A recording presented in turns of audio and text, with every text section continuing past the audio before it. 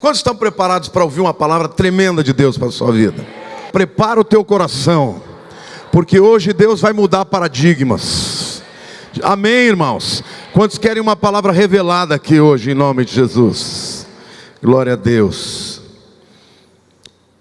Eu quero começar a ler o texto da palavra de Deus que está em 2 Samuel, capítulo 5, versos 6 a 10, vocês acompanham comigo. Partiu o rei com seus homens para Jerusalém, contra os jebuseus que habitavam naquela terra, e que disseram a Davi: não entrarás aqui, porque os cegos e os coxos te repelirão. Como quem diz: Davi não entrará nesse lugar. Porém Davi tomou a fortaleza de Sião. Esta é a cidade de Davi. Davi naquele dia mandou dizer: todo que está disposto a ferir os jebuseus, suba pelo canal subterrâneo e fira os cegos e os coxos, a quem a alma de Davi aborrece. Por isso se diz: nem cego nem coxo entrará na casa. Assim habitou Davi na fortaleza. Ele chamou a cidade de Davi. Foi edificando em redor, desde Milo e para dentro. Ia Davi crescendo em poder, cada vez mais, porque o Senhor Deus dos exércitos era com ele. Davi é um homem extraordinário. Juntamente com Moisés, é o maior herói de Israel. 600 vezes o Velho Testamento menciona Davi. 60 vezes o Novo Testamento. Mas quem foi este homem? Por que ele foi tão especial? Muitos lembram de Davi por terem matado Golias. Mas Davi fez muito mais do que isso. O povo de Israel, as tribos estavam divididas. Com o reinado de Saul, o povo de Israel ficou completamente disperso. As tribos do norte separadas das tribos do sul. Então, Davi passa a reinar em Hebrom, no sul, durante 7 anos. E as tribos do norte ficam sabendo daquilo que Deus está fazendo por ele. E chamam Davi e dizem assim: Davi, vem reinar sobre nós. E ali Davi começa então o seu trabalho e o seu chamado de unificar Israel. Mas havia um problema. Entre as tribos do sul e as tribos do norte, havia um povo que habitava num lugar muito especial. Um povo chamado jebuseus. Para que pudesse haver de fato a unificação das tribos, Davi tinha que conquistar aquele lugar, a cidadela de Jebus. Só que quando ele vai conquistar, ele enfrenta um problema enorme, porque a cidade era uma cidade alta, montanhosa, e a fortaleza dos jebuseus era inexpugnável. Então literalmente eles zombam de Davi, e eles zombavam colocando lá em cima na fortaleza os coxos e os cegos. E eles ficavam zombando de Davi, dizendo: olha aqui, vem lutar com a gente, olha quem vai lutar com você. Os nossos coxos e os nossos cegos vão te vencer. Esta cidade que Davi conquistou, hoje é Jerusalém. E talvez você vai dizer assim: mas o que isso tem a ver comigo? O que essa história de aproximadamente 3.000 anos atrás tem a ver com a minha vida? Quando você estuda a palavra, uma das coisas que você precisa aprender é discernir os padrões de Deus. Porque uma história como esta, ela tem padrões, ela tem revelações, tem princípios, que não vale só para a história de Davi e para o povo judeu, vale para a igreja e vale para você. Jerusalém era muito importante na estratégia de Deus, porque Jerusalém era o lugar onde Abraão havia adorado a Deus ofertando Isaac.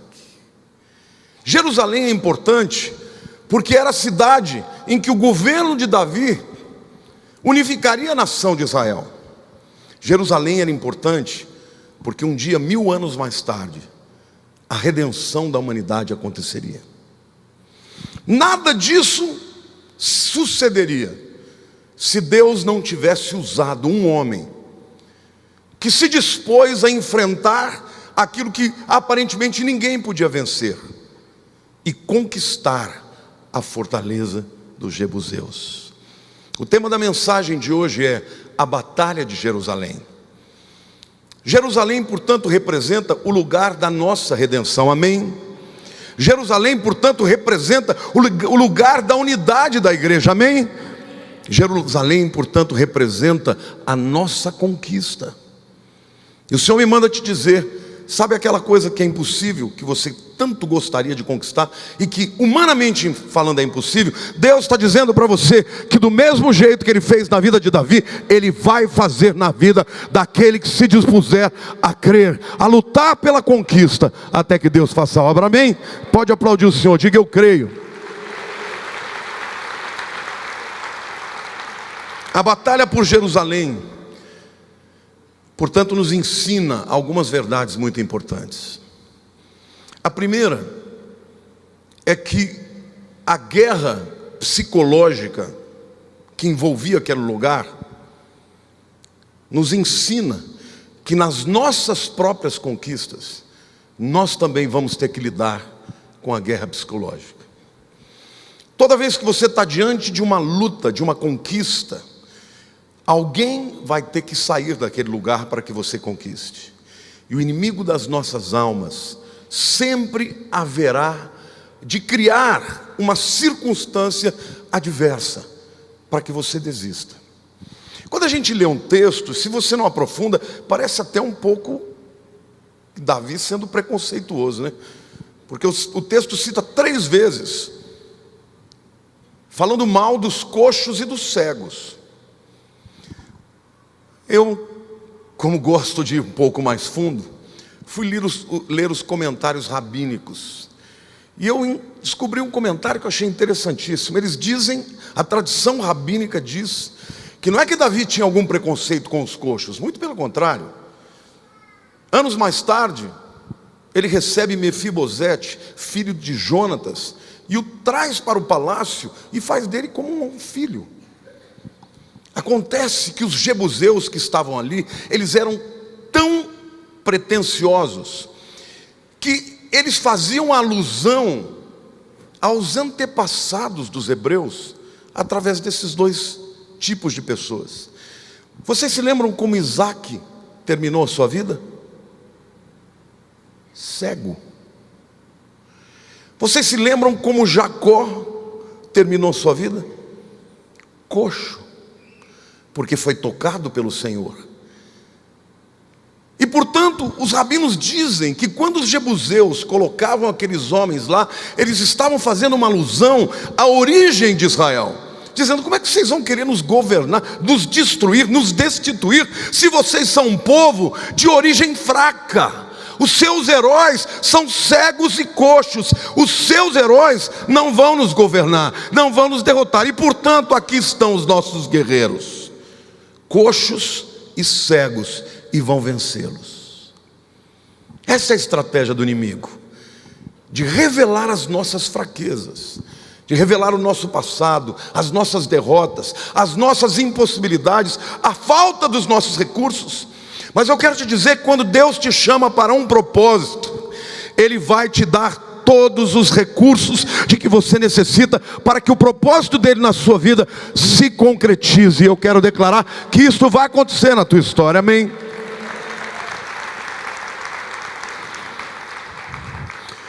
Há pessoas que têm uma visão pequena. Eu já vi muita gente dizendo, até de uma forma humilde. O Ramon uma vez falou assim: puxa, se eu tiver metade da sua unção, tá bom. Eu quero declarar na tua vida, você não vai ter metade da minha unção, você vai ter o dobro da minha unção. Porque Eliseu não pediu a metade da unção de Elias, ele pediu a porção dobrada da unção. Porque Deus faz assim, Ele sempre acrescenta, sempre vai além. Querido, se você quer conquistar o propósito, o lugar que Deus tem para você, você não pode temer. Você não pode olhar para os teus recursos finitos, diminutos, mas tem que olhar para o propósito, para o chamado e para o tamanho do Deus no qual você crê, e você vai conquistar, porque aquele que chama, capacita, amém? Gigantes não geram anões. São Bernardos não geram chihuahuas. Você é filho de um Deus extraordinário. Não existe nada que você não possa conquistar se você estiver dentro do propósito de Deus. Amém? Em nome de Jesus. Davi não aceitou essa intimidação. Ele havia matado o leão, o urso. Ele matou Golias. Como é que ele não ia vencer? Como é que ele não ia destituir os jebuseus e reunir as tribos? E eu quero declarar, irmãos, Deus está nos dando um novo território, e os gigantes vão se levantar, e as fortalezas de Jebus vão se levantar, mas Deus há de nos dar a nossa Jerusalém, e nós vamos ser instrumentos de transformação neste bairro, nesta cidade e nesta nação, porque Deus é o mesmo Deus, de ontem, hoje e eternamente. Amém? Ele quer levantar uma geração de matadores de gigantes. E não se esqueça, meu querido, Davi não tinha de forma intrínseca as qualidades de um matador de gigantes. Nem o seu pai reconheceu nele essa capacidade, mas Deus o constituiu para isso. Se você quer conquistar o lugar da sua redenção, o lugar da tua prosperidade, da sua bênção, do teu destino, você vai ter que estar disposto a conquistar a sua cidadela de Jebus. O segundo princípio que nós tiramos desse texto é que, além de uma guerra psicológica, há uma guerra espiritual. Por que Jerusalém é tão importante? Porque Deus tinha grandes propósitos para aquele lugar. A única cidade no mundo que Deus diz que ama é Jerusalém, porque Ele tinha um negócio com aquela terra. Ele ia fazer toda a história do homem, ia ser realizada lá. A redenção da humanidade aconteceu em Jerusalém. O governo do Messias, quando ele vier aqui por 1000 anos, revelar ao mundo como é que se governa com justiça, com força, mas com equidade, com graça e com misericórdia. É por isso que o mundo luta por Jerusalém. Mas eu quero te dizer, aquele lugar é do povo de Israel, e ninguém vai tirá-los de lá. Porque quando Deus estabelece o seu propósito, ninguém pode demovê-lo. Se você vai a Jerusalém, você só pode pousar num aeroporto chamado de Ben Gurion. Quantos já foram para lá? Fica na cidade de Tel Aviv. Quem é este Ben Gurion? Esse Ben Gurion era um judeu que nasceu em 1886 e desde menino se juntou a uma sociedade sionista chamada de Esdras. Com 15 anos ele fez um discurso a respeito da volta de Israel para a terra prometida. Com 15 anos, um rabino muito famoso ouviu discursando e disse assim: se nós tivermos mais 10 como esse, nós vamos voltar para a terra prometida. Muitos anos mais tarde, ele já é um sessentão. A Segunda Guerra acaba, e o horror que aconteceu com os judeus espantou o mundo. Mas os judeus estavam para um lado, para o outro, ninguém sabia o que fazer com eles, as nações fechavam a porta, e de repente então vieram com uma solução, chamada de a solução Uganda. Quantos já ouviram falar sobre isso? Eles disseram: dar a Palestina para esse povo vai gerar muita guerra. Vamos dar 24.000 milhas quadradas em Uganda para eles. E muitos judeus disseram: vamos pegar. Melhor isso do que nada.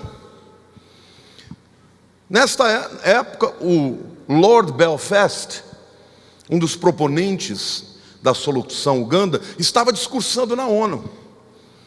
E o Ben Gurion o interrompeu e disse assim: Lord Belfast, o que o senhor acharia de trocar Londres por Paris?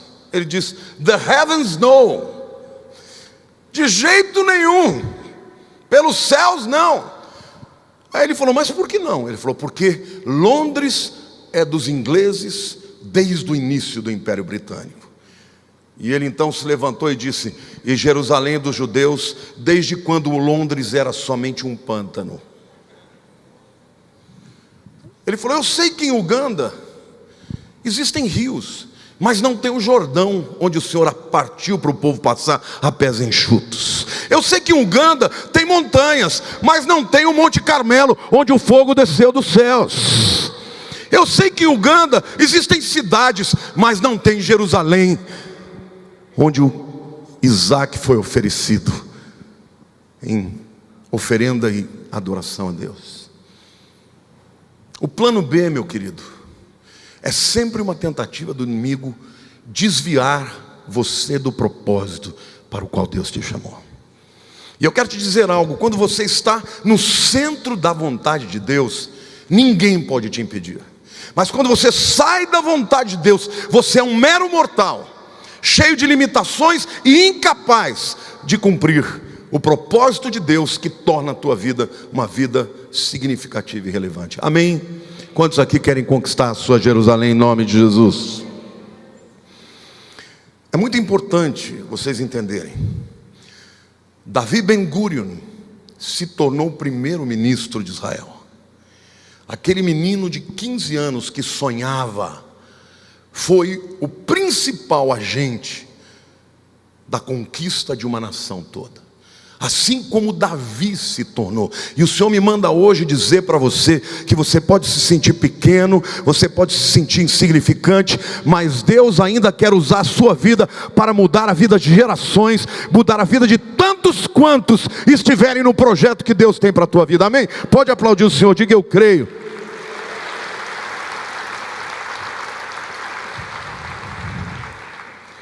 Sabe, gente,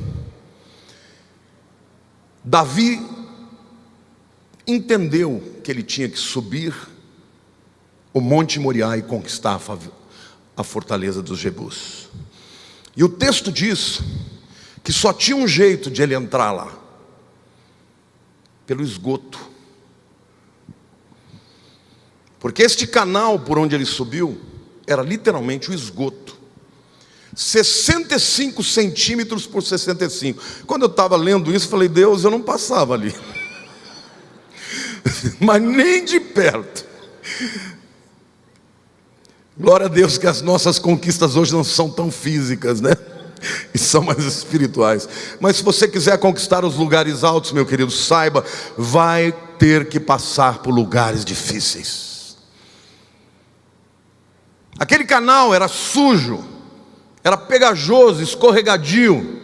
Eles davam 2 passos para frente e 1 para trás, um atrás, entrando numa fortaleza considerada inexpugnável. E queridos, a Bíblia diz que quando eles chegaram lá, a vitória foi tão fácil que os jebuseus nem o resistiram. Vocês se lembram depois, quando Davi vai oferecer a Deus um sacrifício? Vem Araúna e oferece um terreno. Ele era um jebuseu, um terreno de graça. Ele morria de medo de Davi. Primeiro eles zombaram, depois eles se revelam um blefe. E eu quero dizer para você que Satanás e os seus demônios fazem guerra psicológica e guerra espiritual, mas quando você resiste e continua caminhando na direção do teu chamado, vai chegar um momento que ele vai mostrar-se um blefe na tua vida, e o império das trevas vai temer aquilo que Deus está fazendo através da sua vida. Amém?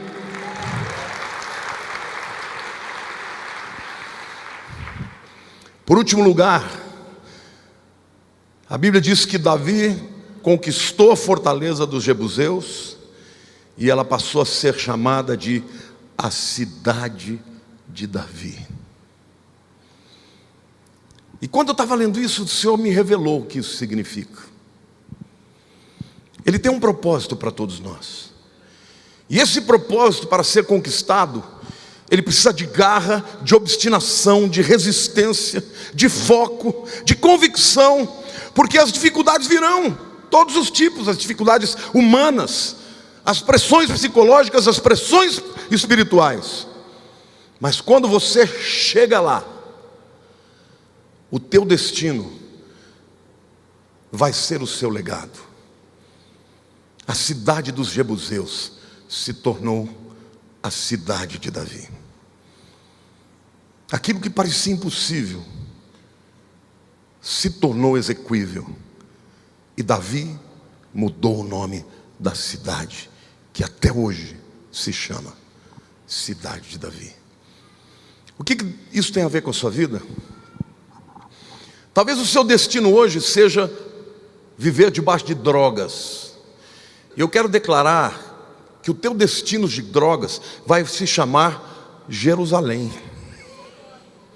Talvez o teu casamento esteja destruído e, humanamente falando, não tenha recuperação. E muitas vezes as pessoas querem desistir. Mas o Senhor me manda te dizer que se você se mantiver firme, o teu casamento, que hoje é chamado de destruição, vai se chamar o lugar da minha redenção, da minha alegria, o lugar da glória de Deus. Amém, irmãos? Talvez a sua vida financeira hoje seja algo horrível. Você não veja solução para os problemas, a crise é muito grande. Mas o Deus a quem servimos, o Deus que nos chama para propósitos, é o Deus que nos capacita, que nos habilita, que nos abençoa. E o Senhor está dizendo para você: a tua história de quebradeira vai ser transformada na tua história de bênção, de fartura, de prosperidade, porque o Deus que chama é o Deus que capacita. Amém? Pode aplaudir o Senhor, não tenha medo.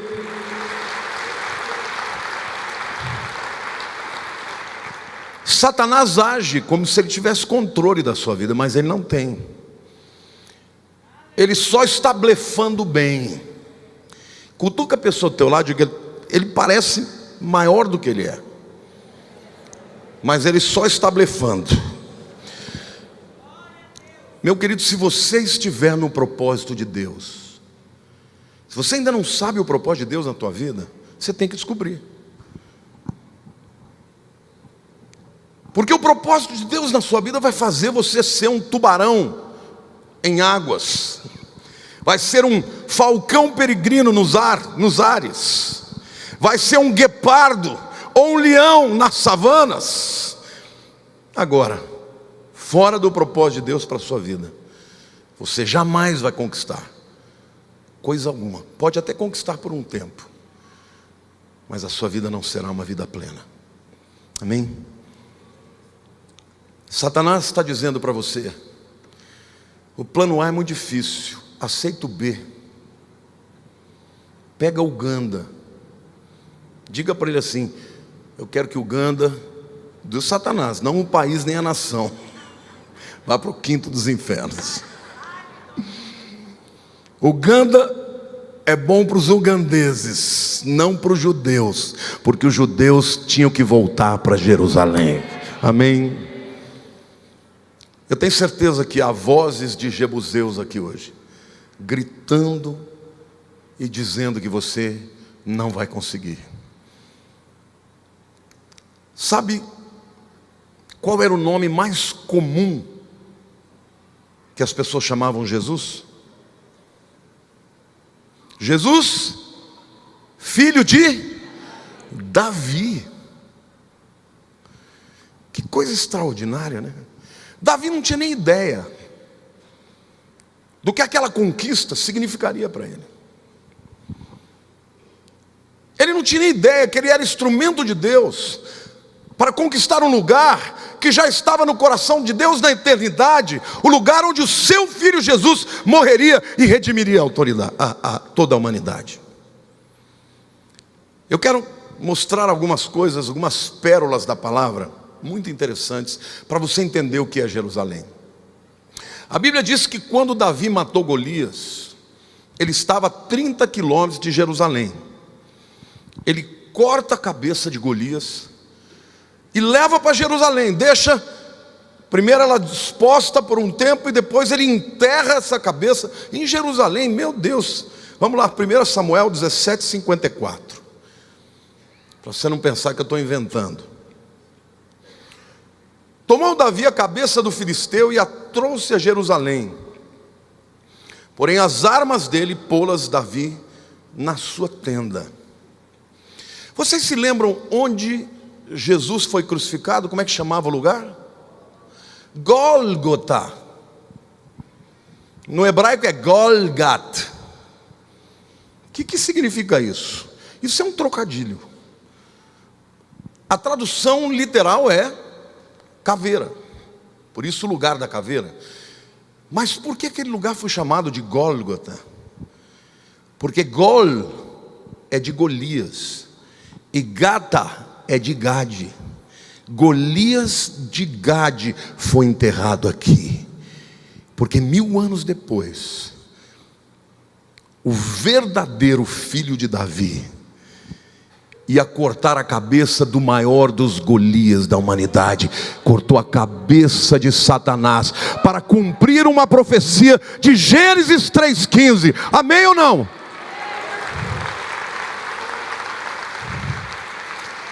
Gênesis 3,15, quando o homem peca, Deus já tinha um plano, não o plano B, o plano A, para restaurar a humanidade das consequências do pecado. E o texto diz: porém inimizade entre ti e a mulher. Ti é Satanás.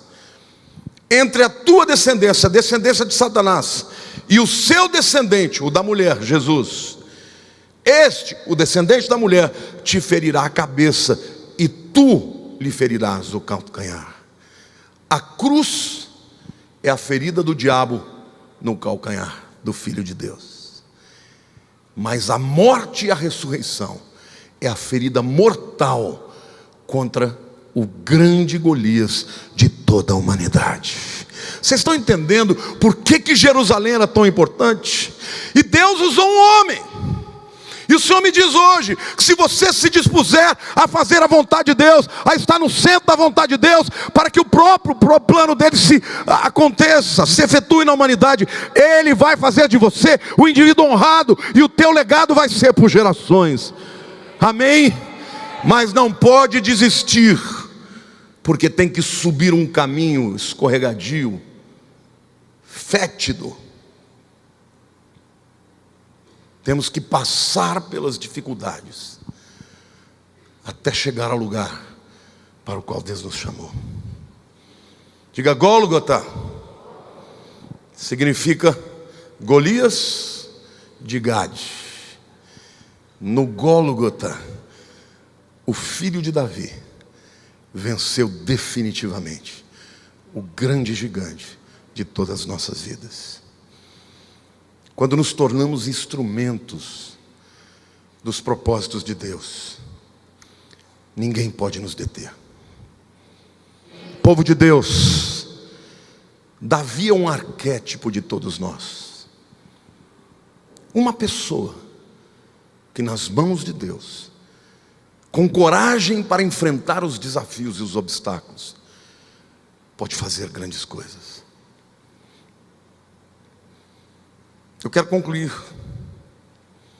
O texto de 2 Samuel 5,10 termina dizendo assim: ia Davi crescendo em poder cada vez mais. Por quê? Porque o Senhor Deus dos exércitos era com ele. Diga assim: ia Davi crescendo cada vez mais, porque o Senhor dos exércitos era com ele. O inferno pode se levantar contra você, e ele vai se levantar. Saiba você que quando você está diante de uma grande conquista, Satanás se levanta com ódio para te derrubar. Mas o Senhor me manda te dizer: fique firme na sua palavra, na sua vontade, orando e buscando o seu propósito, que ninguém te impedirá. Agindo eu, quem impedirá? Diz o Senhor dos exércitos. Amém? Quando estamos na vontade de Deus, os obstáculos parecerão até maiores. Talvez a visão do que Deus tem para nós pareça loucura. Mas Deus tinha que unir as tribos, e havia um povo no meio delas. E Deus destituiu, porque uma pessoa teve coragem para dizer: eu vou levar a vontade de Deus, eu vou subir esta montanha, eu vou conquistar a fortaleza de Jebus. E ele se torna um elo muito importante na cadeia do propósito de Deus. Porque Davi não desistiu. A palavra diz: assim habitou Davi na fortaleza, ele chamou a cidade de Davi. Foi edificando em redor, desde Milo e para dentro, e ia Davi crescendo em poder cada vez mais, porque o Senhor Deus dos exércitos era com ele. O segredo desta palavra é o propósito de Deus. Busque qual é o propósito de Deus para a sua vida. Como eu posso servir no reino de Deus? E Deus vai te usar de maneira poderosa. Às vezes você pode dizer assim: mas eu sou uma pessoa simples, Deus não pode ter grandes coisas para mim. Eu ouço e leio muito, para mim um dos maiores pregadores da atualidade, chamado Ravi Zacharias. É um indiano, um pregador em grandes universidades do mundo inteiro. Ele viaja 200 e tantos dias por ano. E ele me contou que a pessoa que levou uma Bíblia para ele quando ele tinha tentado o suicídio com 17 anos de idade, era uma pessoa simples, que entrou no hospital, viu as condições dele e falou de Cristo. Este homem, muitos anos mais tarde, quando ele já era uma potência, disse para ele, Ravi, às vezes eu tenho a sensação que eu nasci só para te entregar a Bíblia naquele dia. Este homem, Ravi Zacharias, é o maior apologeta do século 21. E ele tem conquistado almas de universitários no mundo inteiro.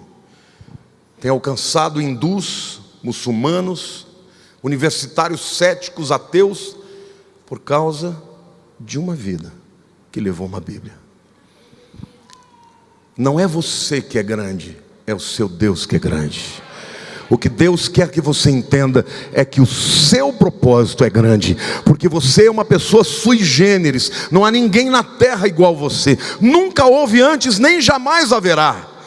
Se Deus te criou, Ele te criou para um propósito, com uma finalidade, para ser relevante, para ter um legado nesta vida. Então, meu querido, é tempo de levantar a cabeça e dizer: o meu caminho é para cima, porque Jebus vai se transformar em Jerusalém, em cidade de Davi, e a minha história, o meu legado, não será um legado de derrota, mas de vitória e de glória para Deus. Amém? Feche os seus olhos.